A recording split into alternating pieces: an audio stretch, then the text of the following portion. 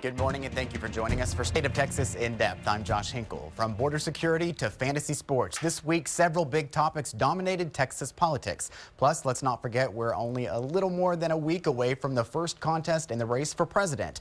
We'll tackle all of those issues, but first, should Texas cities get state money if they don't require officers to ask people about their immigration status? This week, a panel of state senators debated so-called sanctuary cities. If lawmakers take on such a law, it could mean grants to cities like Austin could be stripped. As KXAN's Phil Prazen shows us, it all has to do with how you define a sanctuary city. Claudia Espinoza told a Senate committee on border security she moved here from Mexico with her husband and 2 kids. But for 2 years, she says her husband beat her, and she stayed silent. I thought that if I reported the abuse, I would be separated from my family. Claudia came to Texas illegally. I'm fearful for the women that are suffering domestic violence and are still afraid to call police because they're afraid to be deported. For years, Austin police reached out to the immigrant community for trust, hoping to encourage everyone to call 911 and report crimes. Last session, some lawmakers wanted an ultimatum: take a more active role in immigration enforcement or lose state grant money. It failed to pass the Senate by 1 senator. But the author of the bill made clear Friday he's determined to bring the idea up again. Because there is another group we continue to ignore, those that are law-abiding citizens that have a potential of having their safety jeopardized by inaction by local. He says victims of crimes like Claudia would not be deported, and this law would make everyone safer. But police could be stuck between a rock and a hard place, lose money or lose trust from part of the community. Phil Prazen, KXAN News. How to define a sanctuary city can vary. Austin Police Chief Art Acevedo says the capital city is not a sanctuary. But depending on how the law is written, Austin could fall into that category because officers don't stop people to ask about their immigration status. Lawmakers have tried to crack down on cities like Austin, but in 2011 and 2015, bills to ban sanctuary cities failed. While issues like immigration seem far away, the decisions impact us in Central Texas. Looking at border security, there are 250 Texas Department of Public Safety troopers stationed along the border with Mexico. Half are permanently stationed there. The rest come from across the state on temporary rotations. Now there are concerns about the safety gap that creates. I know as Justice of the Peace in my county that our traffic fatalities are higher than they've ever been. Have we done everything that we can? You know, how many people have to die here in Texas before we decide to bring our troopers back? Judge Bill Gravel in Williamson County told KXAN he's seeing an influx in speeding tickets. He's also seen a more than 50% jump in motor vehicle deaths in his area. But DPS Director Steve McCraw told Texas lawmakers they are getting results on the border. In the past 60 days, the DPS troopers arrested more than 300 high-threat criminals. They've also seized $76 million worth of drugs. It's a tremendous sacrifice to those troopers and their families to do those wave after waves of deployments in 14-hour days, but they understand how important that is. Director McCraw told lawmakers there are currently 200 job vacancies at DPS. Before we get to the Texas primary, voters in other states will have the chance to weigh in on some other races, like the one for president. We'll check in on the Iowa caucuses a little later, but first, is it gambling or just a game of skill? The dispute over fantasy football that could end up returning to the Capitol in 2017. Next on State of Texas In Depth.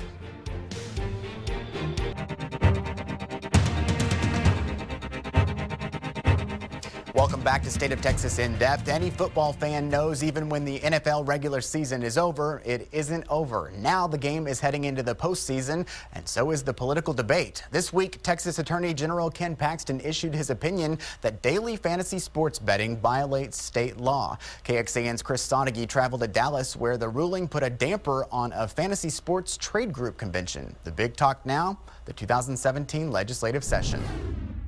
This fantasy sports convention was in Las Vegas for years until Nevada declared it illegal gambling. So they moved it here to Dallas, expecting open arms in Texas, and they got the opposite. We thought Texas would be very friendly. But right now it appears they thought wrong. The Fantasy Sports Trade Association says they got record attendance in Dallas, then a buzzkill. Definitely a little apprehension in terms of where this industry will go. Now a lot of the talk is about the legal fight, and there are plenty of interesting comparisons. If you go to a fishing tournament, just because the fish are jumping on the hook doesn't make them the contestants. Austin-based Fantasy Hub with CEO Andrew Busa is one of many companies trying to fit their business within definitions and interpretations which separate legal and illegal gambling, and fantasy sports from a game like slot machines. This is truly a game of skill, and the contest is daily fantasy sports. With nearly 4 million Texans who play, Dallas Mavericks owner Mark Cuban recognizes a money mill when he sees it. The end game always is, how can the state make some money off of all this? And I think everybody in this industry is fine with that as long as it's reasonable. And that's where the focus of this convention quickly turned: how to keep playing. Our message is to legislators, let's work together.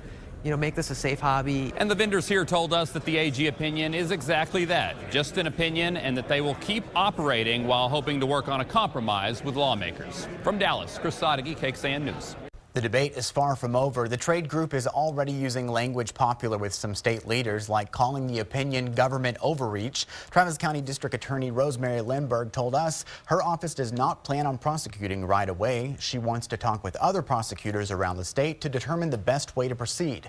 State Representative Myra Crownover initially asked the Attorney General for a ruling on fantasy sports. She told our media partners at the Texas Tribune she made the request because it's the responsibility of lawmakers to make sure no business is profiting from illegal activity in the state.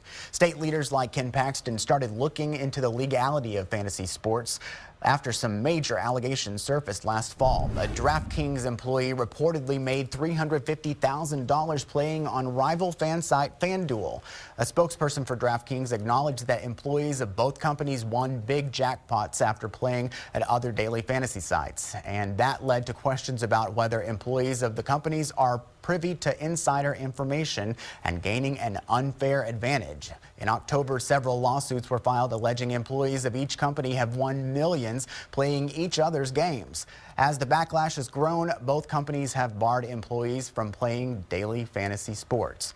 So why does this all matter? It's a big industry that could get a lot bigger. One estimate found that in 2014, daily fantasy sports had about $86 million in revenue, but by 2020, Eilers Research estimated it could be closer to $2.5 billion. Still to come, just days left until the first contest in the race for president.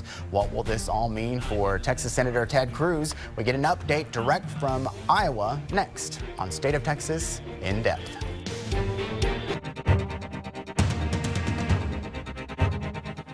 Welcome back to State of Texas In Depth. In little more than a week, all of the campaigning, debates, and speeches will finally matter. For the first time in months, voters, not the candidates, will have a say in the race for president. Iowans will hold their first in the nation caucus next Monday. The race matters because success in a state like Iowa can propel a candidate forward or knock them out, and that affects us in Texas. So we're going live to Brian Bozen from our sister station KWQC in the Quad Cities, Davenport, Iowa. Welcome, Brian. Glad to be with you. So are Iowans ready to get this over? What's the mood right now? Well, if you ask some, I think yes. Ask others, no. I think it's safe to say that if you asked Iowans about the future of this race right now, it's just too close to call. They're packing restaurants and cafes and coffee shops to hear all these people speak. There's really two groups. That group, then there's the group that just can't wait for the ads to stop. But as you mentioned, this is the all-important First in the Nation caucus, and we'll see what happens when it comes up to be February 1st. You know, this week, Ted Cruz got an unendorsement from Governor Terry Branstad there in Iowa. How's that playing out? Well, as far as we know right now, I had a chance to sit down with Lieutenant Governor Kim Reynolds last week, and we asked her about it. And as traditionally and has been in the past, governors in the administration, they don't endorse a candidate leading up to the caucus. So it was even more surprising that Governor Branstad kind of made the surprise announcement and came out with this unendorsement of Ted Cruz. Now, you have to understand that Iowa Governor Terry Branstad is the longest serving governor in the country, 22 years. So with that comes a lot of political clout, and with it, a lot of donor money as well. So as far as the impact on Cruz's campaign in Iowa, it's yet to be seen, but it could have a big impact moving forward. Yeah, do you think that will have an impact for him or for any of the other candidates as far as what that unendorsement means? Well, we're watching that very close political race right now with the Republicans between Donald Trump and Ted Cruz. The latest polling has shown 4 polls actually coming out just last week. In 2 of those polls, Ted Cruz and Donald Trump are in a virtual tie. The other 2, Cruz is now trailing Trump by double digits. It's very possible that this could have a big impact come February 1st on caucus night. You might remember back in December, some experts were saying it was actually Cruz's race to lose when he was doing really well in the polls. So now with Branstad's influence, and we're also seeing some new attack ads from Trump just starting to be aired recently, these could make a big impact on caucus goers as far as the Cruz campaign goes.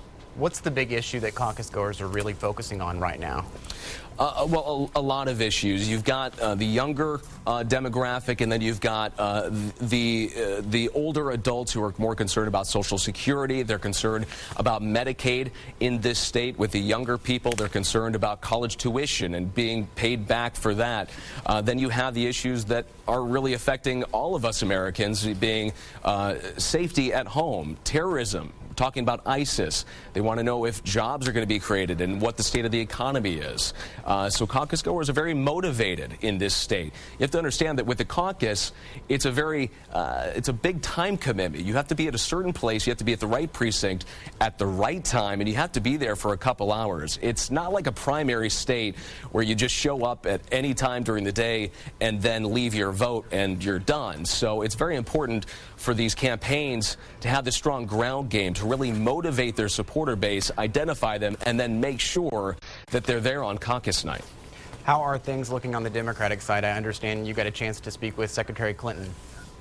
I did, and the Democrats have really been coming through Iowa a lot. In our area, we're on the eastern part of the state. We've been seeing a lot more trips from the Democrats than we have the Republicans. I have a list right here, actually. This weekend alone, we've got all 3 Democrats here this weekend. The list goes Clinton, and then Bernie Sanders, and then Martin O'Malley is here. Then we're another stop by Clinton. Then there's a big dinner where a couple of them are supposed to be. And then on Sunday, Trump is going to be in our area as well, or I should say later on today. So it's been a very, very busy caucus cycle, and people are still motivated to get to these events. They're packing, like I said, the coffee shops, and they're packing the big auditoriums as well. And every person we talk to say, this matters. This is a big deal, because this is what then leads into the other primary states of New Hampshire and South Carolina following. So I think Iowans understand the big responsibility they have in moving forward with these different campaigns. Brian Bozen from Davenport, Iowa. Thank you very much. One final note, since we were talking about gambling before, gamblers have a lot to say about the race for president. The London bookies have Hillary Clinton and Donald Trump as current favorites in the Iowa caucus. For Democrats, Sanders is a tough bet, and Martin O'Malley is a 66-1 long shot. For Republicans, Ted Cruz is behind Trump with even chances. The bigger gambles are 14-1 Marco Rubio and 40-1 Ben Carson. We'll see how the odds shape up in a little more than a week. Thank you again for watching State of Texas in Depth. Remember, you can join us every Sunday morning in the 8:30 half hour for a broader look at Texas politics. Stay tuned for Meet the Press coming up at 9. I'm Josh Hinkle. Have a great day.